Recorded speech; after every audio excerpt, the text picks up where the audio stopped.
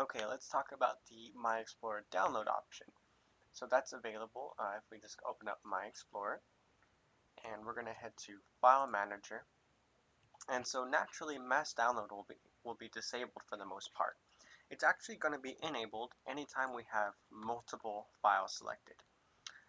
You'll see mass download come up, and if we click that, we get a zip folder. The zip folder contains all the files you have selected. So that's how the mass download works. Now we can actually just select a single file, give it a right click, and choose the download option. It'll just download that single file. And that's exactly how the download option works. Is now we can download these files. Let's say we upload a file and there's a typo in it, or we need to change that content. We could just download it, change it, delete the original, and then upload the new one. That's primarily the reason why we implemented the download feature.